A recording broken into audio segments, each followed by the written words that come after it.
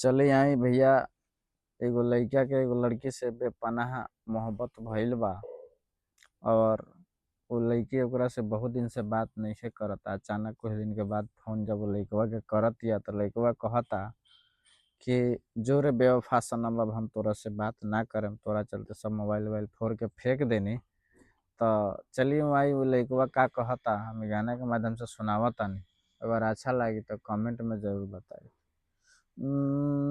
जाता रे तजोरे पगली छोड़ के, जाता रे तजोरे पगली छोड़ के, तोहरे चलते मोबाइल फेकनी फोड़ के। जाता रे तजोरे पगली छोड़ के, तोहरे चलते मोबाइल फेकनी फोड़ के।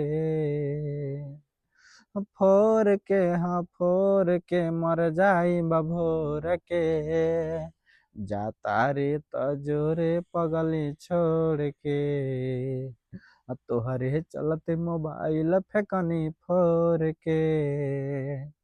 जाता रे तजोरे पगली छोड़ के, तोहरे चलते मोबाइल फेकनी फोर के।